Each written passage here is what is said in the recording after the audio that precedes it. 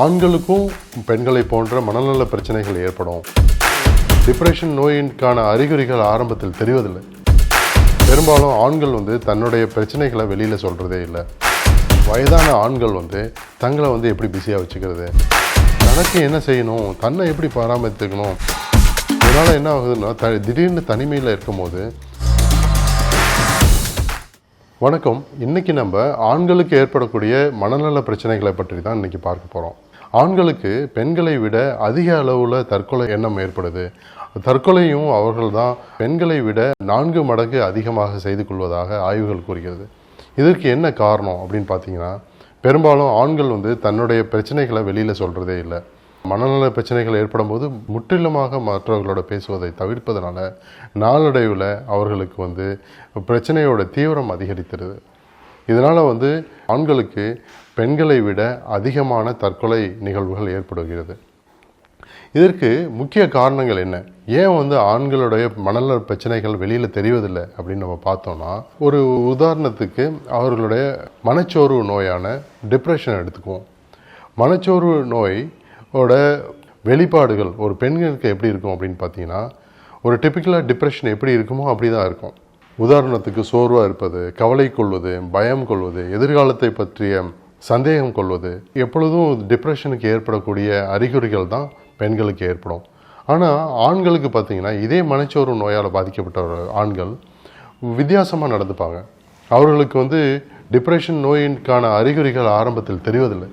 அவர்கள் திடீர்னு கோவப்படுவாங்க, எரிச்சல் அடைவாங்க, மற்றவர்களோட தனித்து நிற்பாங்க, மற்றவர்களோட பேச மாட்டாங்க. இதனால் பார்த்திங்கன்னா பிரச்சனைகள் உள்ளுக்குள்ளேயே தீவிரமடைந்துகிட்டே இருக்கும்.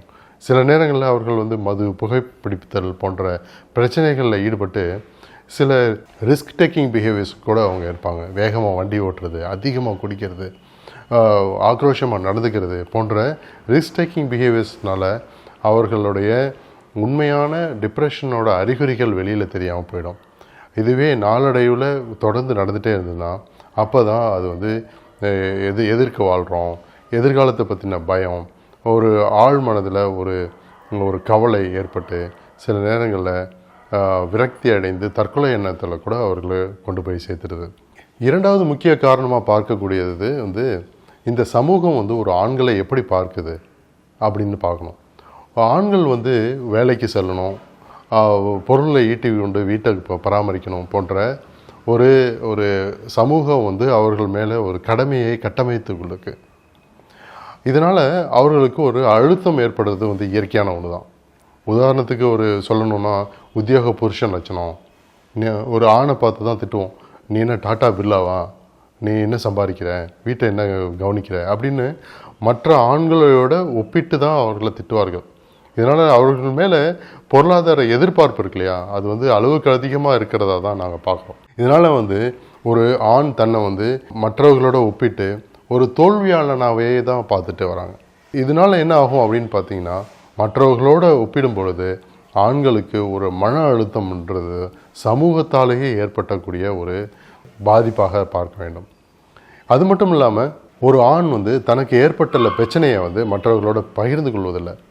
உதாரணத்துக்கு அலுவலகத்திலேயே ஒரு பிரச்சனையை மற்ற ஆண்கள்கிட்ட பேசுகிறாங்க அப்படின்னா, அது பெரும்பாலும் வேலையில் இருக்க ஒரு பணிச்சுமையை பற்றியோ, ஒரு சாதாரண ஒரு பிரச்சனைகள் பற்றியோ, அல்லது பொருளாதார பிரச்சனைகள் பற்றியோ தான் மேம்போக்காக தான் பேசிக்குவாங்களோ ஒழிய, தனக்கு மனசுக்குள்ளே இருக்கிற கவலையோ, பயத்தையோ, இன்செக்யூர்ட் ஃபீலிங்கையோ, உணர்வுகளையோ பரிமாற்றிக்கொண்டு ஒரு ஆழமாக பிரச்சனைகளை அலசி ஆராய்வதில்லை.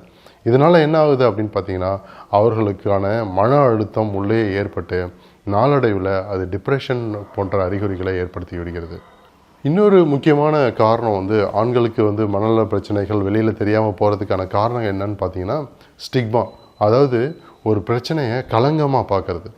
ஒரு மனநல பிரச்சனையை வெளியில் சொன்னால் மற்றவர்கள் தன்னை எப்படி பார்ப்பாங்களோ என்றது போன்ற ஒரு சமூக அழுத்தத்தின் காரணமாக, மன அழுத்தத்தின் காரணமாக வெளியே சொல்ல முடியாமல் உள்ளேயே வச்சுட்டு தவிக்கிறாங்க. இதனால் பிரச்சனைகள் நாளடைவில் தீவிரமடைந்து தான் போயிடுது. பெரும்பாலும் ஆண்கள் தங்களோட பிரச்சனைகளை வெளியில் சொல்கிறதில்ல, உதவி நாடுவதில்லை. அதுவும் குறிப்பாக மனநல பிரச்சனைக்காக உதவி கேட்டு மற்றவங்கள்ட்ட பேசுவதையே தவிர்த்து விடுகிறார்கள். அதனால் உதவி இருக்குது, என்ன இருக்குது, அந்த உதவி எப்படி அணுகணும், தனக்கு பிரச்சனைகள் இருந்தால் அதுக்கு தீர்வு இருக்குது என்பது போன்ற அடிப்படை புரிதலே இல்லாமலே மக்கள் வந்து சஃபர் ஆகிட்டு தான் இருக்காங்க.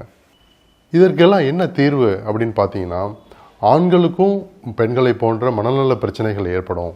அவர்களும் வந்து மனநல பிரச்சனைகள் ஏற்பட்டால் சரியான தீர்வை நோக்கி நகர வேணும் அப்படின்ற ஒரு புரிதலை அவர்களுக்கு ஏற்படுத்த வேண்டும்.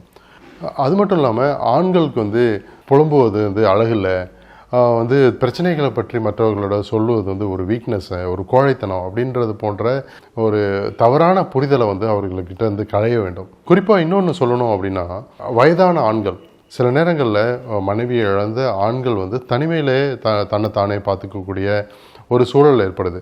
ஒரு பெற்ற குழந்தைகள் வந்து வேலை நிமித்தம் காரணமாக, பொருளாதார ஈட்டுவது காரணமாக, அல்லது இப்போ கல்வியின் காரணமாக பல இடங்களுக்கு சென்று புலம்பெயர்ந்து இருப்பார்கள். அப்படிப்பட்ட நிலையில் வந்து வயதான ஆண்கள் சில நேரங்களில் தனியாக இருக்க வேண்டிய சூழல் வந்து ஏற்படுது. அப்படிப்பட்டவர்கள் தங்களை எப்படி பார்த்துக்கணும் அப்படின்றது ஒரு முக்கியமான விஷயம். அது வரைக்கும் வந்து யாராவது அவர்களை பராமரித்து கொண்டே இருப்பார்கள். அம்மாவோ அல்லது மனைவியோ தான் வந்து அவர்களை பாதுகாத்து கொண்டே வருகிறதுனால தனக்கு என்ன செய்யணும், தன்னை எப்படி பராமரித்துக்கணும், தனக்கு தேவையான உணவு எப்படி தயாரித்துக்கணும், மற்றவர்களோடு சேர்ந்து கலந்துரையாடி பழகணும் அப்படின்றது போன்ற ஒரு பழக்கம் வந்து அவர்களுக்கு வெகுவாகவே நாளடைவிலே குறைந்துவிடும். இதனால் என்ன ஆகுதுன்னா, திடீர்னு தனிமையில் இருக்கும்போது டிப்ரெஷன், ஆங்ஸைட்டி அல்லது தற்கொலை எண்ணங்கள் அதிகமாக ஏற்படுவதாக ஆய்வுகள் கூறுகிறது. அதனால் வயதான ஆண்கள் வந்து தங்களை வந்து எப்படி பிஸியாக வச்சுக்கிறது, மற்றவர்களோட போய் சேர்ந்து பழகிறது எப்படி, அல்லது தமக்கு தேவையான ஒரு உணவை வந்து எப்படி சமைச்சிக்கிறது, வீட்டை எப்படி பராமரித்துக்கிறது, அப்படி போன்ற ஒரு அன்றாட தேவைக்கான ஒரு ஆற்றலையும் அவர்கள் மேம்படுத்தி கொண்டே இருந்தார்கள்னா டிப்ரெஷன் போன்ற தீவிரமான மனநல பிரச்சனைகள் நாளடைய ஏற்படுறதை தவிர்க்கலாம், தற்கொலை எண்ணங்களையும் தவிர்க்கலாம். நன்றி, வணக்கம்.